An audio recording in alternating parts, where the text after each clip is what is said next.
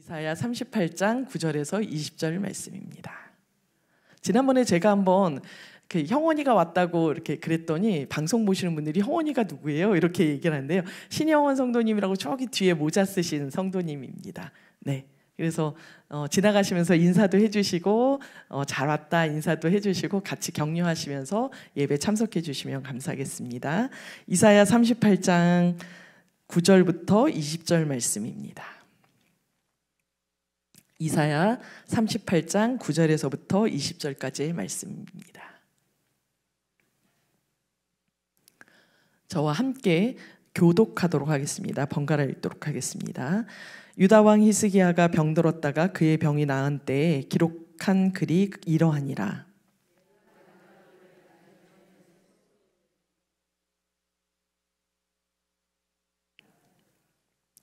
내가 또 말하기를 내가 다시는 여호와를 배웁지 못하리니 산자의 땅에서 다시는 여호와를 배웁지 못하겠고 내가 세상의 거민 중에서 한 사람도 다시는 보지 못하리라 하였도다.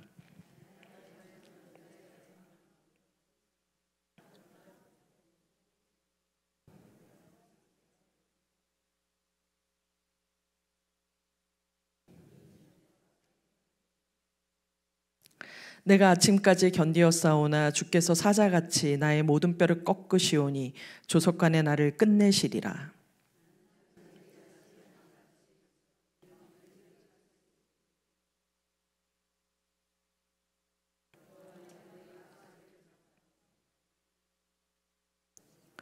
주께서 내게 말씀하시고 또 친히 이루셨사오니 내가 무슨 말씀을 하오리이까. 내 영혼의 고통으로 말미암아 내가 종신토록 방황하리이다.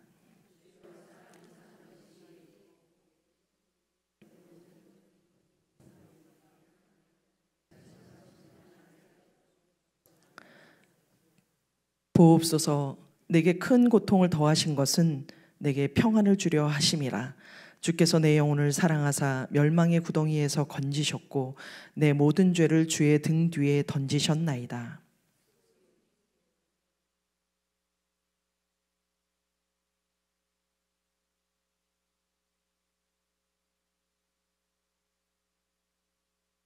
오직 산자 곧 산자는 오늘 내가 하는 것과 같이 주께 감사하며 주의 신실을 아버지가 그의 자녀에게 알게 하리이다. 함께 읽겠습니다.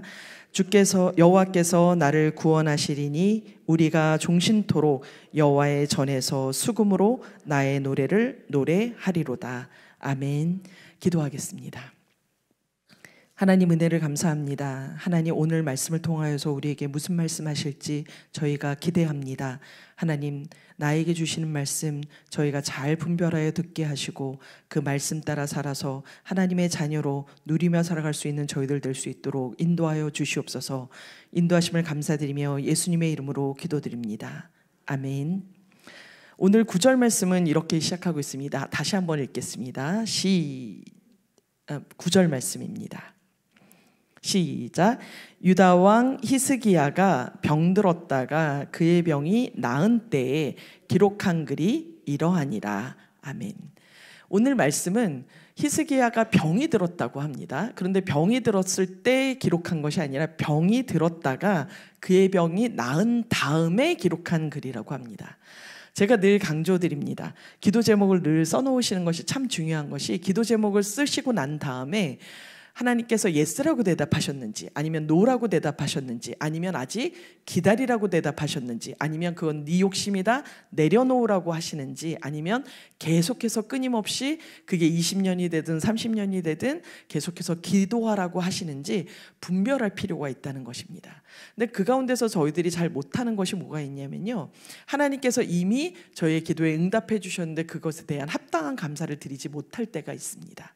그런데 오늘 히스기야는 자기의 병이 들고 난 다음에 다 낫고 나서 하나님께 시편을 지은 것입니다. 사실 이 글의 형식을 보면 시편에 들어가야 될 말씀입니다. 시편에서도 믹담이라고 하는 그런 하나님께 제가 잘못했습니다, 용서해 주십시오 하고 저의 죄를 용서해 주신 하나님 찬양합니다 하는 그런 믹담시에 들어가야 맞는 그런 시인데 오늘은 이렇게 이사야에 기록되어 있습니다. 그럼 이 히스기야가 왜 병에 들었는가? 사실은 그 병이 왜 들었는지는 모릅니다. 그런데 이 히스기야의 병에는 조금 특이한 것이 있습니다. 히스기야가 지금 이 이사야의 말씀, 지난번에 한번 이사야를 볼 때 전체를 한번 훑어본 적이 있었는데요. 이사야 36장에서부터 39장까지가 그 사이에 하나님의 예언의 말씀 사이에 역사적인 일들을 기록하고 있습니다. 그러면서 특별히 히스기야 때에 일어난 일인데요. 이미 북이스라엘은 아수르에 멸망당하고 있고 아수르가 한창 자기의 세를 넓혀갈 때의 일입니다. 히스기야가 왕일 때 남유다로 와서 이 아수르의 왕인 사네립이 그 자기의 시위대장인 그 군대 대장인 랍사게를 데리고 와서 그 이스라엘에게 협박을 합니다. 우리가 이제 너희를 칠 건데 너희는 아무것도 의지하지 말아라. 지금 우리랑 싸우지 말고 그냥 다 항복해라. 그리고 협박을 하는 겁니다. 그러면서 하는 얘기가 뭐냐면 하나님이 너희 도와주실 것 같아? 아니야. 너희 왕이 너희 도와줄 것 같아? 너희 왕은 힘이 없어. 그러면 이웃 나라의 애굽 사람들이 너희를 도와줄 것 같아? 그것도 안 될걸? 지금 우리 아수르에 대항할 수 있는 나라는 아무 데도 없어. 그렇게 이야기를 하면서 계속해서 협박을 했습니다. 협박을 하던 차에 히스기야가 그 얘기를 듣고 나서 하나님 앞에 성전으로 달려나가게 됩니다. 그리고 이사야를 통해서 하나님께서 너희를 구원해 주시겠다는 말씀을 듣게 되고 하나님께서 실제로 그들이 자고 일어나니까 18만 5천 명을 그 진중에 여호와의 사자가 가서 다 무찌르셨습니다. 그래서 싸우지도 않고 나가보니까 시체만 있었던 그런 전쟁을 치르게 됩니다. 그리고 하나님께서 히스기야에게 약속하신 대로 이미 예언하신 대로 그 사네립 왕은 자기의 나라로 돌아가서 자기의 신전에서 절하다가 두 아들이 그를 찔러 죽이고 반역되어서 더 이상 왕이 되지 못하고 그렇게 죽는 것으로 이야기가 끝나게 됩니다. 그래서 이 38장 1절, 오늘은 저희가 9절부터 읽었는데요. 1절에는 뭐라고 되어 있냐면 그때 이런 일들이 있을 때라고 하는 것입니다. 그런 일들이 있을 때에 히스기야가 병들었습니다. 그런데 그 병든 히스기야에게 선지자 이사야가 찾아옵니다. 자, 저희는 이야기를 알고 있긴 하지만 이야기를 내 이야기라고 바꿔서 한번 생각해 보세요. 저희가 병들어서 있는 가운데 하나님의 말씀을 들고 선지자가 왔습니다. 무슨 말씀 전해 주실까요? 자, 내가 아픕니다. 병원에 입원했습니다. 목사님이 오시거나 어느 구역장님이 오시거나 오셨습니다. 하나님의 말씀이라고 갖고 오셨어요. 무슨 말씀 전해 주시기를 바라나요? 깨끗하게 나으리라. 그렇게 해 주시겠지요. 그런데 만약에 한번 생각해 보십시오. 이제 집사람들 모아놓고 유언해라. 너 이렇게 아프고 다시 살지 못한다. 너 반드시 죽는다. 이렇게 말씀했다고 생각해 보세요. 아까 그 예배 시간에 시험 든 거 정도는 유도 아니에요. 그렇죠? 만약에 우리 성도님들 가운데서 아프셔서 제가 병문안에 갔는데 그 얘기를 딱 했다. 그럼 저 다시 안 보실걸요? 선지자가 오는 게 하나님의 말씀을 들고 오는 게 저희한테 늘 좋은 일일 것 같은데 사실은 그렇지 않은 것 같아요. 특히 선지자들은 더 그렇죠. 그러면 이제 생각해 보셔야 돼요. 선지자가 항상 나에게 좋은 말, 내 마음을 평안케 하는 말만 갖고 오는 것이 아닐 수도 있다. 아셨죠? 그러면 그런 말씀이 주어졌을 때 어떻게 하실 겁니까? 아, 하나님께서 그렇게 말씀하셨군요. 예, 알겠습니다. 1번이요. 2번. 아니, 뭐 그런 하나님이 다 있어. 혹은, 아니, 그거 제대로 들은 거 맞아요? 하나님은 난 그러실 리가 없는 분인데, 맞습니까? 혹은, 하나님한테 와서, 하나님, 저한테 어떻게 이렇게 하실 수가 있습니까? 2번일 겁니다. 3번. 그거랑 다른 말을 해줄 다른 선지자를 찾아간다. 여러 가지가 있을 수 있겠지요. 하나님과 우리의 관계는 구구단 공식이 아니에요.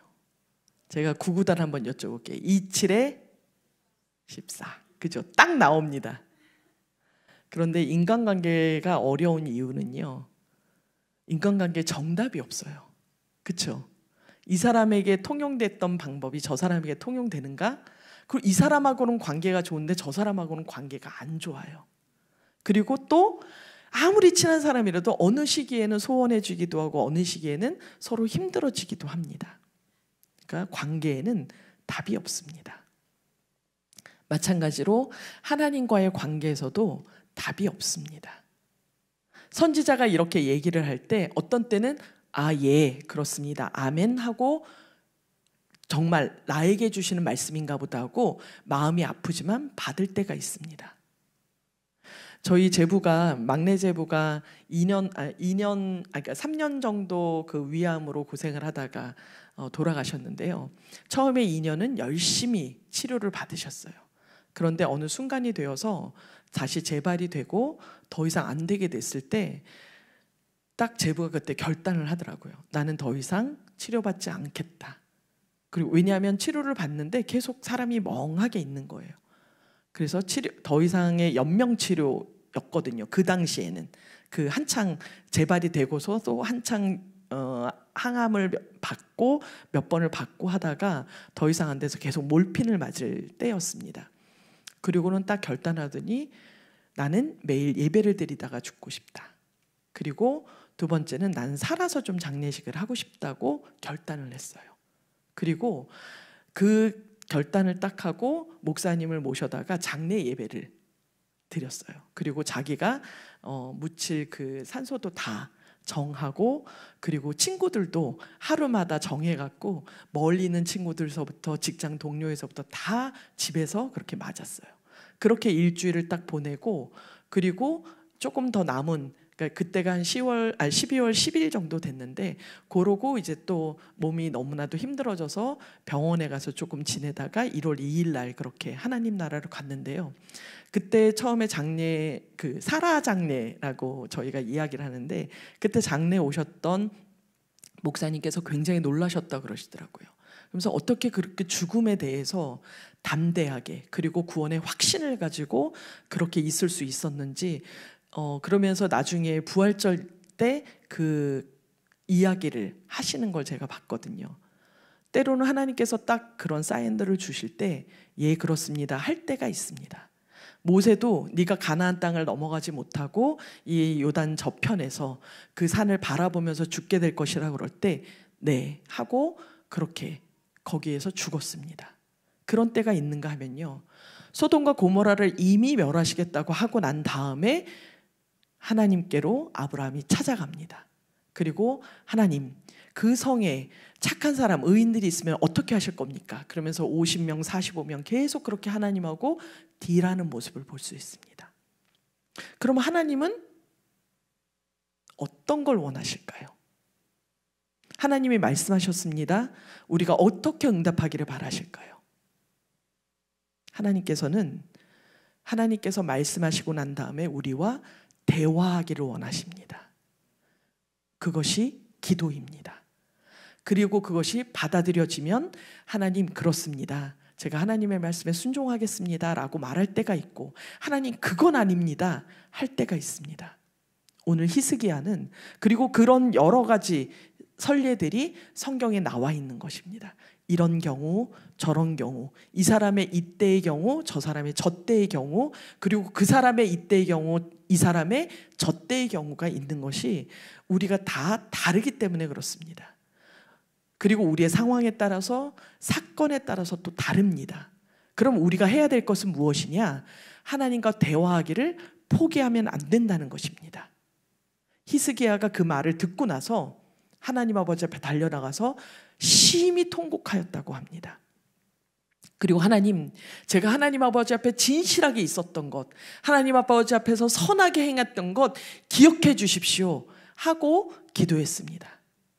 아시는 바대로 하나님께서는 히스기야에게 15년간을 더 살게 해주셨고 그리고 앗수르도 다 물리쳐 주셨고 그리고 그의 나라를 그의 당시에 강성하게 해주셨습니다. 그런데 오늘의 말씀은 그 히스기야가 이 모든 일이 다 끝나고 난 다음에 하나님께 드리는 시편입니다. 왜 시편을 지었느냐? 이 사건을, 이 일을 기억하려고 이 글을 적은 것입니다. 그래서 그때 당시에 나의 마음이 어땠고, 그리고 하나님께서 나에게 어떻게 하셨는지, 나뿐만 아니라 우리 나라에 있는 사람들이 함께 이것을 노래로 만들어서 부르자고 이 시편을 지은 것입니다. 그러니까 나의 경험이 다른 사람에게도 적용될 수 있기 때문에 하는 것입니다. 하나님과 우리의 관계는 매 순간순간마다 달라질 수 있습니다. 그러나 그것은 누구만 아느냐? 하나님과 나만 압니다. 그리고 때로는 아무도 이해하지 못하고, 심지어는 나조차도 이해하지 못하는 일을 하나님과 감당해야 될 때가 있습니다. 어떤 때는 괴로운 가운데 견뎌야 될 때가 있고, 어떤 때는 내가 그렇게 하나님께 크게 원하지 않았음에도 불구하고 하나님께서 들어주시는 때도 있습니다. 그러면 오늘 이제 10절부터 13절까지 12절까지의 말씀을 먼저 한번 보도록 하겠습니다. 히스기야의 마음이 어땠을지 한번 보도록 하겠습니다. 10절에서부터 12절까지의 말씀입니다. 시작. 내가 말하기를 나의 중년에 수올의 문에 들어가고 나의 여생을 빼앗기게 되리라 하였도다. 내가 또 말하기를 내가 다시는 여호와를 배웁지 못하리니 산자의 땅에서 다시는 여호와를 배웁지 못하겠고 내가 세상의 거민 중에서 한 사람도 다시는 보지 못하리라 하였도다. 나의 거처는 목자의 장막을 거둠같이 나를 떠나 옮겨졌고 직공이 배를 걷어 마른같이 내가 내 생명을 말았도다. 주께서 나를 틀에서 끊으시리니 조석간에 나를 끝내시리라. 아멘. 하나님의 말씀을 들었습니다. 너는 너의 집에 유언해라. 그리고 너는 죽을 것이다. 반드시 죽을 것이다 라는 말을 듣자마자 이 히스기야의 머릿속에 지나가는 말들이 있었습니다. 아, 이제 내가 죽겠구나. 그것을 현실로 인식하는 것입니다. 그러면서 내가 이제 중년이 되었는데, 내가 중년이라고 그러면 한창 살 때잖아요. 중년이니까 연도로 보면 초년이 있고 중년이 있고 노년이 있을 거란 말이에요. 중년이라고 하면 내가 아직도 더 살아야 될 때다라는 말입니다. 그러니까 내가 한창 살아야 될 때, 이때 하나님께서 나를 부르시는 것이 이제 내가 느껴졌구나. 그러면서 이제 내가 죽게 되었구나 알게 된 겁니다. 그리고는 또 나의 여생을 빼앗기게 되겠구나, 이제 확 현실로 오는 겁니다. 그리고 또 말하면서 뭐라고 그러냐면 내가 이제 다시는 여호와를 못 뵙겠구나. 그런데 산자의 땅에서는 못 뵙겠구나. 죽어서는 뵐 수 있다고 생각했는 것 같아요. 어쨌든 이제 내가 살아서는 하나님을 못 뵙겠고, 그리고 세상에 있는 사람들, 모든 거민들도 내가 이제 못 보겠구나. 그러니까 살아서 하나님의 성전에 가서 하나님을 뵙는 것도 안 되겠고, 내 이웃과 함께 살아왔는데 그 사람들도 이제 내가 못 보겠구나, 이런저런 생각이 드는 겁니다. 내가 죽게 되면 못하게 될 것들, 그것들이 하나하나 떠오르는 것입니다. 그러면서 어떻게 생각하냐면, 목자가 이제 양들을 치지 않습니까? 그럼 풀이 있는 곳에 가서 천막을 칩니다. 캠핑처럼 그렇게 천막을, 텐트를 쳐놓고 여기서 먹이고 또 걷고 다른 데로 가고, 그런데 거기서 먹을 것이 이제 없어서 텐트를 걷는 것처럼 내 인생이 이제 그렇게 거쳐지겠구나, 그렇게 생각합니다. 그리고 직공이 배를 열심히 짰습니다. 그리고 다 짜고 난 다음에 칼로 쫙 가위로 쓱 잘라서 이제 돌돌돌돌 맙니다. 다 끝났다는 것입니다. 짜는 것이 다 끝난 것처럼 내 인생이 이제 말렸구나. 그리고 하나님께서 내 인생을 끝내기로 결심하셨구나. 솔직하지 않습니까? 하나님의 음성에 대해서, 하나님께서 그렇게 하겠다라고 말씀하시는 것에 대해서 내게 일어날 일이 무엇인가를 하나하나 생각해보고 따져보는 것입니다. 그리고 하나님께 그 감정을 올려드리는 것입니다. 이거는 혼잣말에 가까운 말이지만 사실은 하나님 앞에서 토로하는 말들입니다. 그리고 계속 이어서 이야기하고 있습니다. 13절에서부터 15절입니다. 함께 읽겠습니다. 시작. 내가 아침까지 견디었사오나 주께서 사자같이 나의 모든 벼를 꺾으시오니 조석간에 나를 끝내시리라. 나는 제비같이 핫같이 지저귀며 비둘기같이 슬피 울며 내 눈이 쇠하도록 앙망하나이다. 여호와여 내가 압제를 받사오니 나의 중보가 되옵소서. 주께서 내게 말씀하시고 또 친히 이루셨사오니 내가 무슨 말씀을 하오리이까. 내 영혼의 고통으로 말미암아 내가 종신토록 방황하리이다. 아멘. 이전에는 내가 하나님의 그 얘기를 듣고 나에게 다가올 현실을 하나하나 생각했다면 이제는 내 몸에 실제로 깃든 그 고통의 상황을 얘기하는 것입니다. 내가 아침까지 견뎠다는 말은 뭐냐면 밤새도록 내가 아팠다는 말입니다. 그런데 어떤 정도로 아팠냐? 사자가 나의 뼈를 다 부서뜨리는 것 같이 그런 고통이 내게 있었다고 그 고통을 이야기하고 있습니다. 그리고 근데 이렇게 되는 것을 볼 때 내가 이렇게 아픈 걸 보니 조석간에 끝내시리라. 그러니까 아침 저녁간에 끝내시겠다는 말은 뭐냐면 조만간에 곧 하나님이 나를 끝내시겠구나. 이게 확 고통이 엄습하고 있는 상황을 자기의 감정을 표현하고 있습니다. 그러면서 내가 그럼 가만히 있었느냐? 그렇지 않고 제비처럼 학처럼 비둘기처럼 내가 슬피 울었다고 자기의 마음을 하나님 앞에 다 내어드립니다. 그러면서 뭐라고 얘기해야? 내 눈이 쇠하도록 앙망한다. 내 눈이 다 멀어버릴 정도로 앙망한다라고 했는데 앙망은 우러르랑의 발알망입니다. 하늘을 고개를 쳐다들어서 하늘을 보는 것이 우러르는 것인데요. 그러면서 하늘만 바라보는 거예요. 근데 어떤 정도로 내 눈이 다 짓무르기까지 그렇게 하나님만 바라보고 앙망하고 있다고 이야기하는 것입니다. 그러면서 하나님께 이야기합니다. 하나님, 제가 이렇게 압제당하는 것을 보셨습니다. 나의 보증이 되어 주십시오. 보증은 뭐냐면 법적인 용어입니다. 그래서 내가 채권자와 채무자일 때 내가 채무자가 되어서 그 채권자 사이에서 빚을 경감해달라고, 빚을 좀 줄여달라고 중간에서 역할해 주는 사람, 그 사람이 보증자이거든요. 하나님, 내가 이 지금 가진 내 짐이 너무나도 무겁습니다. 나를 좀 이거 고통에서부터 좀 가볍게 해주십시오. 근데 그 보증을 하나님이 채권자이시지만 하나님께서 채권자이시자 보증이 좀 되어주십시오 하고 간절히 하나님께 구하는 것입니다. 그러면서 본격적으로 하나님께 아뢰입니다. 자, 15절부터 19절까지 읽겠습니다. 시작.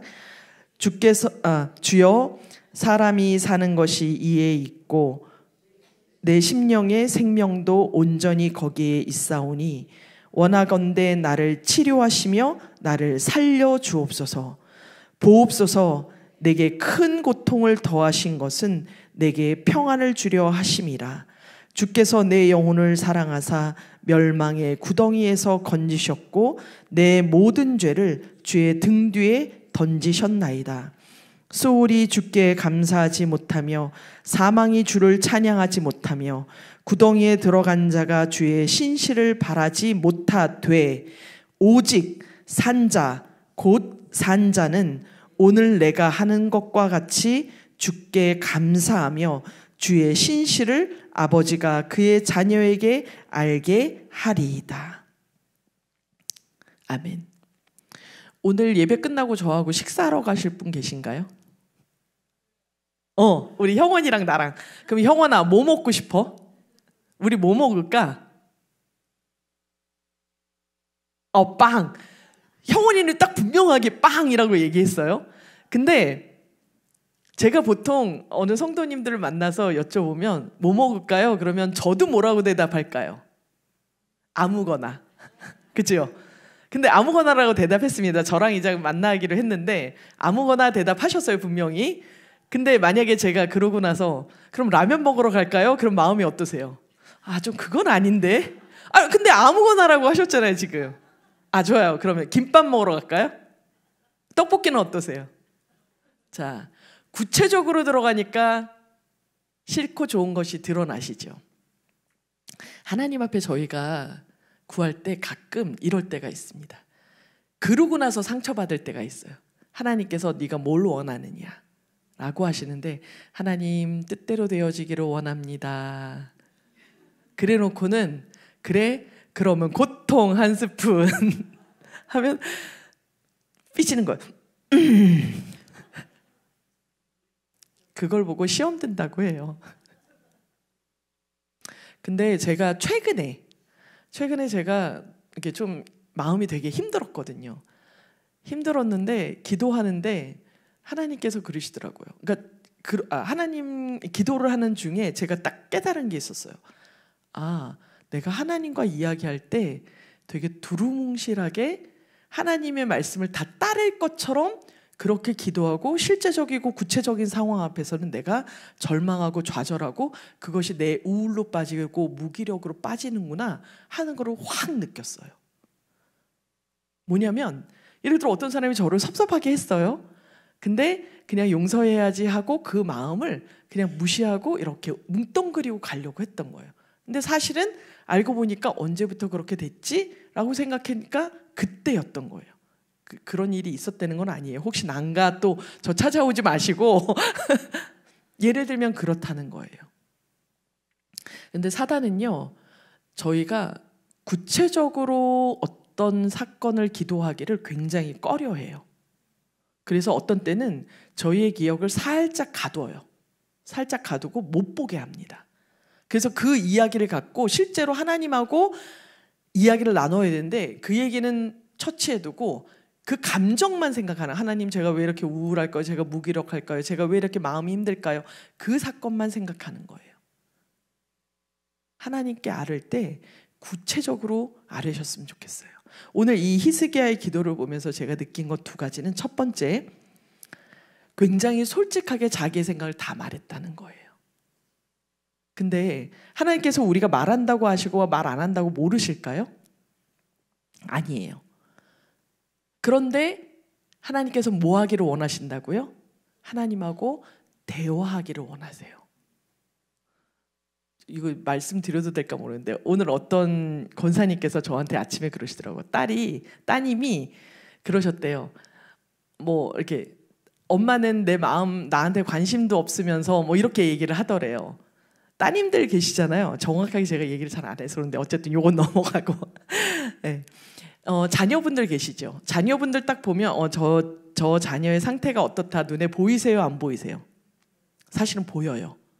그런데 자녀가 이렇게 얘기하기 그러니까 예를 들어서 뭘 사고 싶어 하는 거 있는 게 눈에 보이잖아요. 맨날 얘기를 조금씩 하기도 하고. 근데 정확하게 얘기 안 하면 사주세요? 안 사주세요? 미리 다 필요한 걸 알고 다 미리미리 사주세요? 아니면 엄마 나 이거 필요해 해야 사주세요? 그리고 필요하다고 해도 때로는 거절도 하시잖아요. 근데 그러면서 관계가 이어지는 거예요. 그러면서 엄마는 뭐가 안 된다고 하시고 엄마는 뭐가 된다고 하시고 그리고 우리 자녀는 뭐가 필요하고 뭐가 불필요하고 그리고 불필요한 건데 제가 꼭 원하고 이런 것들을 알아가면서 그 사람에 대해서 알아가는 거거든요. 하나님께도 마찬가지예요. 그래서 하나님 아버지 앞에 기도하실 때 솔직하게 담백하게 그리고 구체적으로 기도하시기 바래요. 그리고 기도하는 자리에서 본인의 마음을 구체적으로 들여다보셔야 돼요. 내가 하나님께 원하는 게 뭔지, 빵인지 라면은 아닌 건지 김밥은 아닌 건지, 나는 오늘 파스타가 먹고 싶었는지 돈가스가 먹고 싶었는지, 제가 먹고 싶은 건가 본데요. 정확하게 자기의 마음을 자꾸 보셔야 돼요. 그리고 정확하게 보셔야, 예를 들어서 제가 지금 라면이요 했을 때 그걸 아닌데요 이야기 하실 수 있잖아요. 그런 것처럼 하나님께도 하나님하고 씨름하셔야 돼요. 그리고 내가 진짜 뭘 원하나, 오늘은 내가 뭘 먹고 싶은가. 내가 강미경 목사님하고 식사를 한다 할지라도 강미경 목사님이 먹고 싶은 게 라면이라고 할지라도 나는 이거라고 얘기하고 싶다라고 하는 그게 있으셔야 된다고요. 그게 하나님하고 씨름하시는 거예요. 그게 하나님하고 대화 나누시고 이야기하시는 거예요. 하나님께서 원하시는 것은 그거예요. 자녀들이 엄마한테 와서 엄마 얼마 줘. 그리고 받아가고 끝내면 되나요?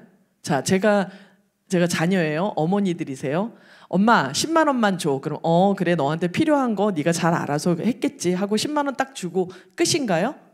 아니요. 10만 원 어디 쓸 건데? 뭐 할 건데? 이야기를 하잖아요. 그럼 나름대로 이야기도 하고 그것이 합리적인지 아니면 그것이 욕심인지 다 구별하시잖아요. 자녀를 생각하시면서 그렇게 하시는 것처럼 하나님하고도 그러셔야 돼요. 그래서 기도하실 때 그냥 막 기도하지 마시고 그렇게 하나님과도 따져가시면서 기도하셔야 돼요. 아브라함도 하나님 소돔과 고모라 살려주세요 하지 않잖아요. 하나님 50명 있으면요, 45명 있으면요, 40명 있으면요, 10명 있으면요, 계속해서 하나님하고 대화하시잖아요. 다윗도 그렇잖아요. 시편 제가 저번에 읽어보시라고 그랬잖아요. 시편도 마찬가지입니다. 하나님, 제 마음이 이렇게 괴롭습니다. 저 원수는 아들이 고아와 같이 떠돌게 해주세요. 그런 말도 하더라고요. 그렇게 솔직하게, 그리고 하나님하고 끊임없이 이야기하고, 그리고 난 다음에 어떻게 해야 되냐? 그리고 나서는 하나님의 결정을 기다리셔야 되는 거예요. 히스기야가 지금 하나님 아버지 앞에서 통곡했잖아요. 통곡하지만 여전히 기다리는 겁니다. 하나님, 제 사정이 이렇습니다. 제가 하늘을 우러러서 이렇게 하고 내 고통은 이렇습니다 라고 얘기하지만 그리고 나서 기다리는 거예요. 그러면서 20절에 뭐라고 얘기하느냐? 여호와께서 나를 구원하시리니 우리가 종신토록 여호와의 전에서 수금으로 나의 노래를 노래하리로다. 하나님께서 나를 어떤 식으로든 구원하신다. 그 믿음을 가지고, 그러면 내가 해야 될 것이 무엇이냐? 내가 하나님께 노래해야지 하는 걸 선택하는 겁니다. 여기서는 여호와께서 구원하시리니 미래형처럼 되어 있지만 사실은 맨 끝이 하나님께서 이미 나를 구원하셨다. 그러므로 내가 하나님의 성전에 가서 노래합니다. 그렇게 되는 것입니다. 하나님하고 요 단계들이 있으셔야 돼요. 내가 머릿속으로 떠나가고 생각하는 것, 나 혼자만의 생각, 감정들, 내가 그 어떤 일을 겪었을 때 내 감정들을 하나님 앞에 올려드리고, 그리고 하나님께 내 감정을 올려드리면서 어떻게 내 마음을 만져주실지를 하나님하고 대화하셔야 되는 겁니다. 그리고 구체적으로 하나님께서 어떻게 도와주셔야 되는지 그것을 내가 하나님께 아뢰는 것입니다. 그리고 그 다음에는 하나님, 이제 나에 대해서 다 아셨지요? 하나님의 마음 알려주시고, 내가 하나님께서는 반드시 나를 어떤 식으로든, 아까 여기에서 어디에서도 잠깐만요. 17절에 보니까 보옵소서 내게 큰 고통을 더하신 것은 내게 평안을 주려 하심이라. 하나님의 마음을 이미 알고 있는 거예요. 하나님께서 내게 주시려는 것은 평안이시니 내가 이제 여호와의 구원을 기다립니다. 하나님, 내가 하나님을 찬양합니다로 우리의 기도의 단계가 옮아가져야 됩니다. 그리고 나서 이루어지는 것은 그 다음에는 하나님께 영광인 것입니다. 하나님께서 우리에게 반드시 응답하십니다.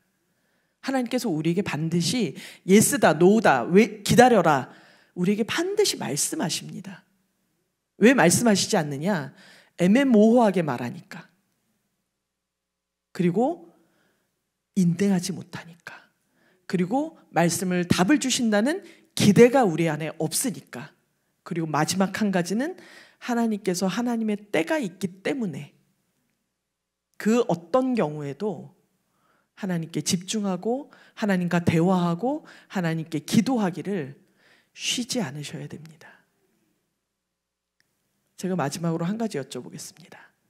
죽는 것, 좋은 것인가요? 나쁜 것인가요?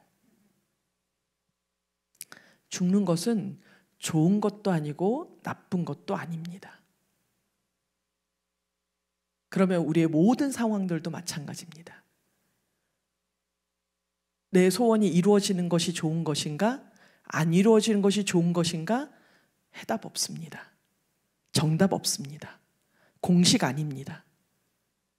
하나님께서 우리에게 원하시는 것은 이 땅 가운데서 살아가면서 우리와 계속해서 대화해 나가기를 원하십니다.